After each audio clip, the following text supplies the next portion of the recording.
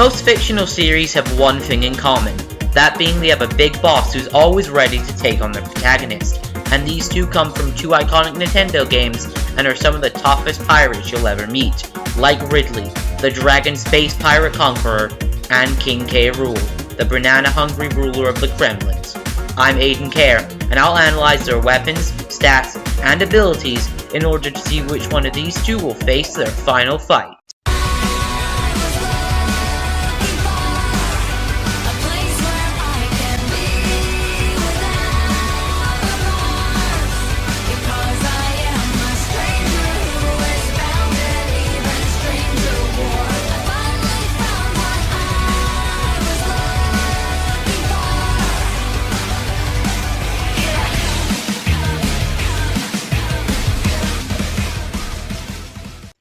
After DK starred in Mario's first ever game, Nintendo realized his popularity among the fans, and decided to give him his own spin-off series.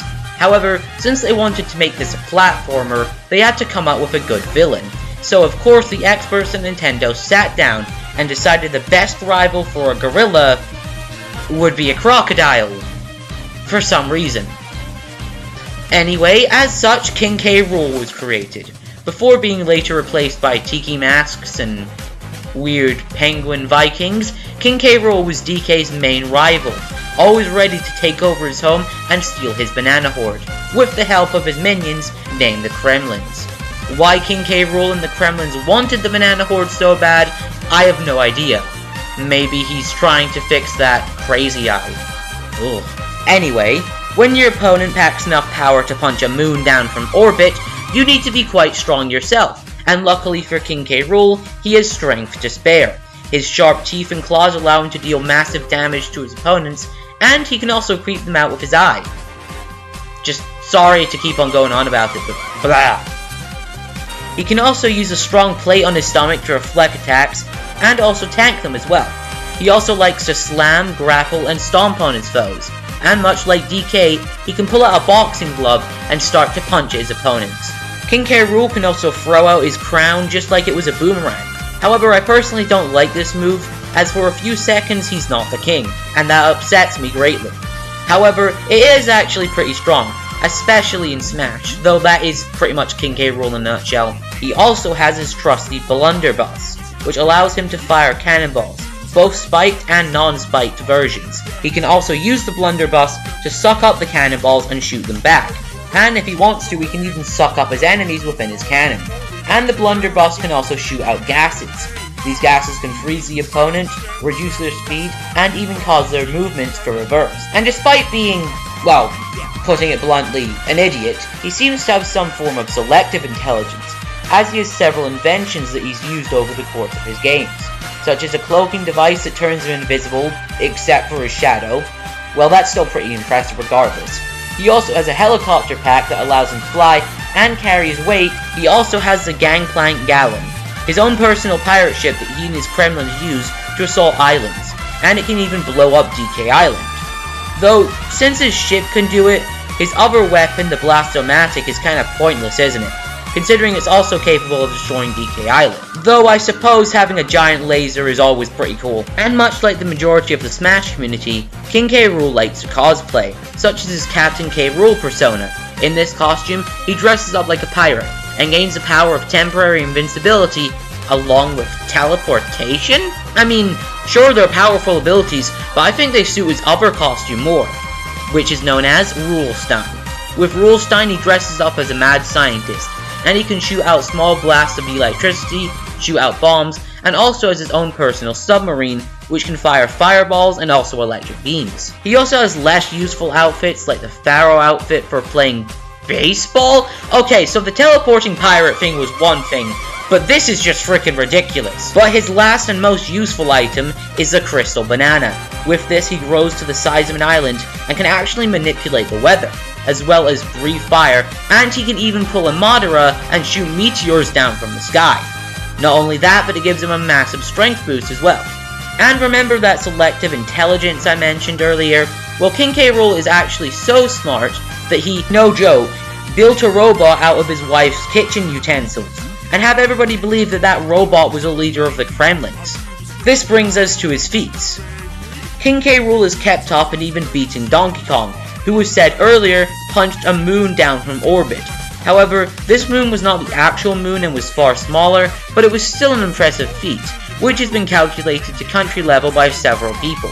With King K. Rool being able to match DK blow for blow, and even take his most powerful punches, this proves that this scaling is reasonably fair. He also took hits from all the other members of the Kong family, who at least partially scaled to DK as well. He's taken a rocket to the face, and can keep up with DK and Diddy Kong.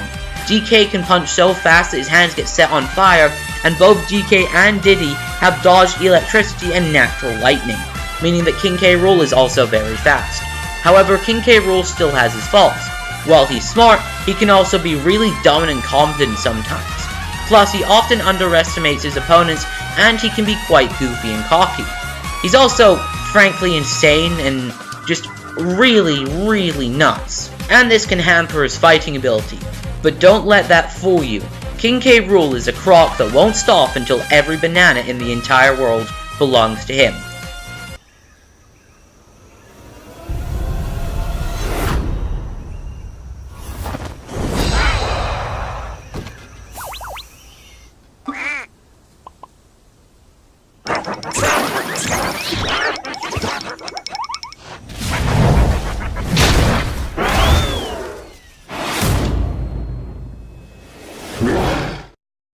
Over the course of her life, Samus has done some amazing things.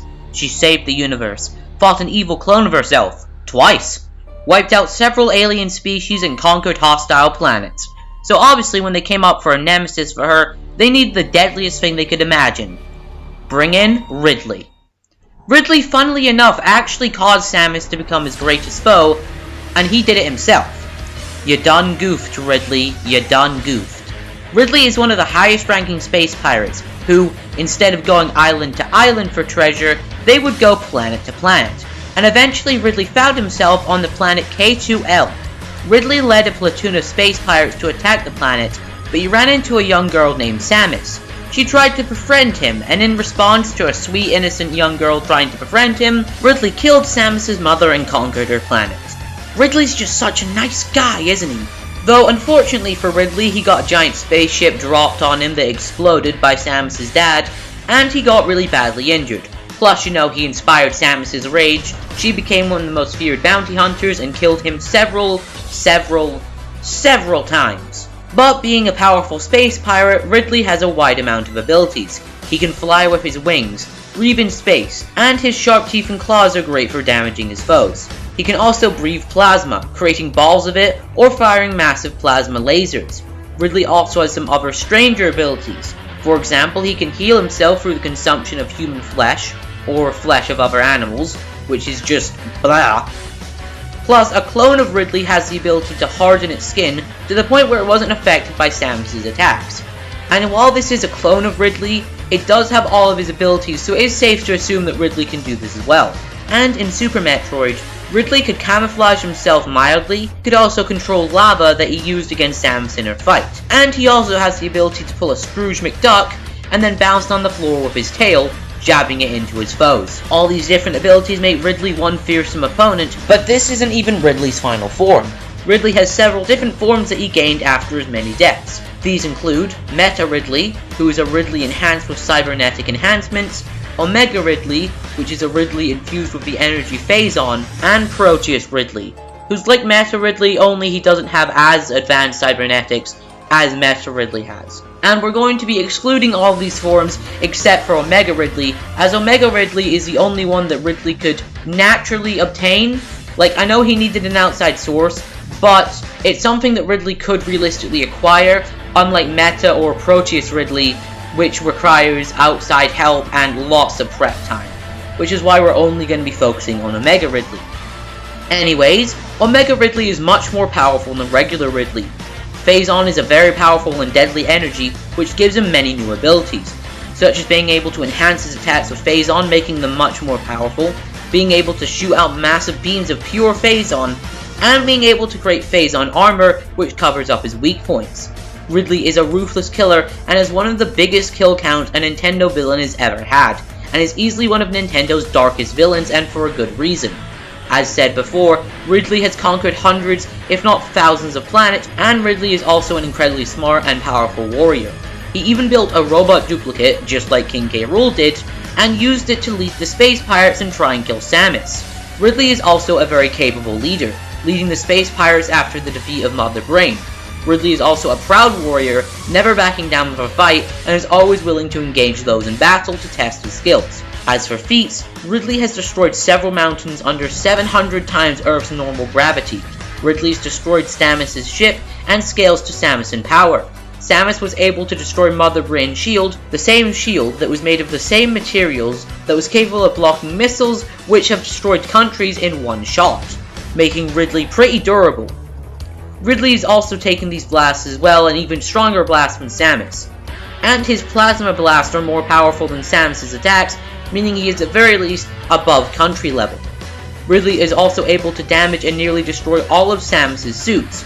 Samus' suits are capable of taking attacks from the Leviathans. The Leviathan, who when powered up by Phazon, was nearly able to destroy a planet with hundreds of times Earth's gravity. Samus' suit can take several hits from this thing, and Ridley nearly busted the same suit with 1 or 2 attacks. And as Omega Ridley, he is powered by Phazon, which as said before, is the same thing that gave the Leviathan its power, which means it's obvious to tell that Phazon gives Ridley an insane multiplier on his power. Ridley is also very durable. He survived falling into lava, has taken lasers from Samus, and has survived a planet surface wiping bomb at point blank range and still survived. Granted, he was incredibly injured from this, but still, a planet surface wiping attack at close point blank range is very impressive. As for speed, it's arguably Ridley's most impressive category. He can keep up with Samus in combat, who even in her weakest suits under the most intense gravity could dodge lightning.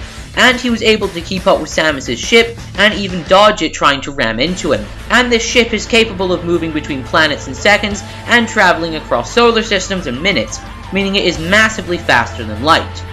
However, Ridley isn't perfect. For one thing, his canonic final death was before Samus achieved her most powerful forms and abilities, meaning he can't scale to how strong Samus was when she was powered by the White Hole, or when she was able to defeat Dark Samus. Not only that, but Ridley does have flaws as well. For one thing, his down smash. It takes so long to charge, and it's so sorry about that. But Ridley does have more flaws besides that. Ridley is a cocky fighter and is also arrogant. Kind of a trend with Nintendo villains, isn't it? But he's also a bit of a predictable fighter, as he never changes his attack patterns in-game. But besides that, Ridley is one of the most fearsome Nintendo villains, and for a very good reason. So it's not surprising that this dragon is feared across the universe.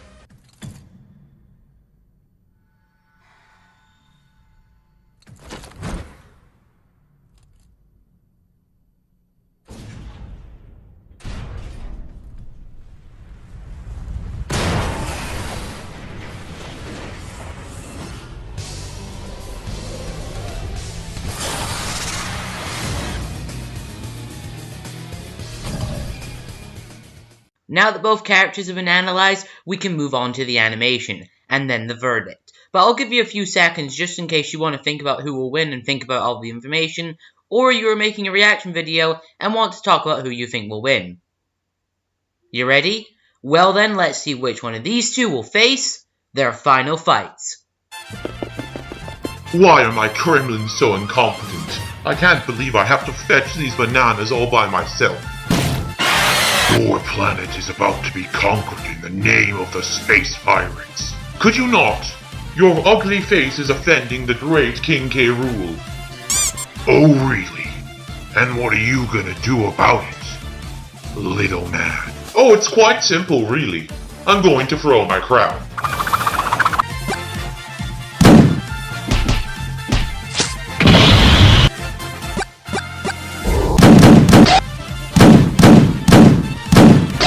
Haven't had to use that in quite a while, but I suppose it's always good to have a bit of exercise before a meal. Nice try, Fatso, but I think I'm going to take my meal to go. And the winner is Ridley, and I'm sorry to say, but this was quite a stomp. Now, I'm gonna get into my reasons as to why. First of all, I know this will come up in the comments, so I'm just gonna say it now. No, King K. Rool might be able to scale to a star child like Donkey Kong, but that doesn't mean that he scales to other, more powerful star children like Mario or Luigi. And outside of inconsistent sports games, which I do not count for my series, DK has never even encountered Yoshi, so no way he scales to him or Raphael the Raven. That being said, King K. Rool is still quite powerful, scaling to DK who punched a moon down to Earth, which would require nearly country levels of force, as the moon was not the actual moon, but a fake, smaller one. But Samus's casual laser blasts and missiles can break shields capable of easily taking missiles that can match that level of force, and Ridley takes no damage from these kinds of lasers and missiles, so King K. Rool's punches and attacks would do very little to Ridley, and that's even being generous saying that they would land in the first place. DK and other members of the Kong family, who King K. Rool scale to, can dodge lightning, but Ridley can dodge attacks from Samus's ship while it's trying to ram into him, the same ship that can move between planets within seconds and travel across star systems in minutes, meaning that the ship moves at FTL speeds, meaning that Ridley is easily much faster than King K. Rool. In fact, this could end up being a whole Amayawa Shindeneru situation, where Ridley blitzes King K. Rool before he can even react.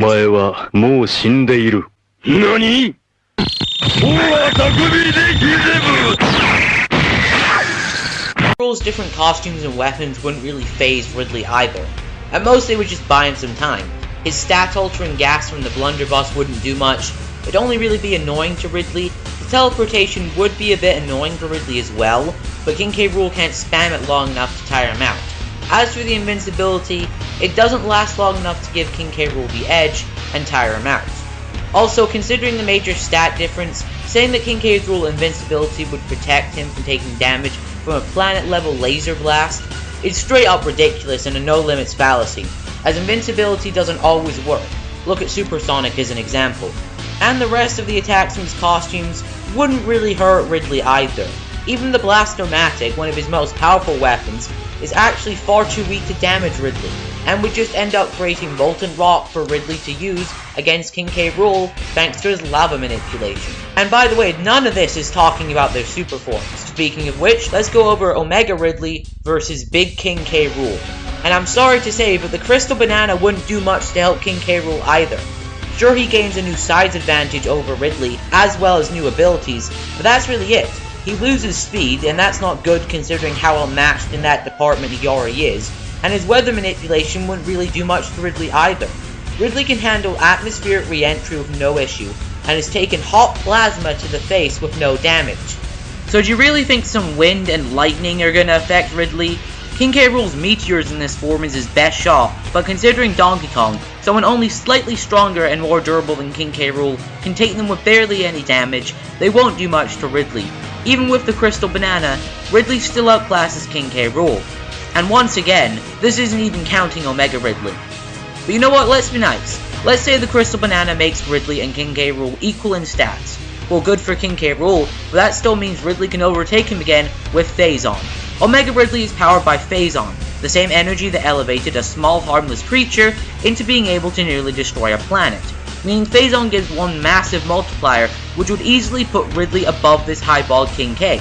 And the Phazon boost would already make his ridiculous speed even bigger, which would once again put King K. Rool in a massive disadvantage. As for smaller factors, Ridley has been alive much longer than King K. Rool and has participated in more fights than he has, giving Ridley the experience edge. And while King K. Rool did make a robot out of his wife's kitchen utensils, Ridley's been able to build robots from scrap as well, and he has been shown to be much more cunning in fights than the King K. Rool has.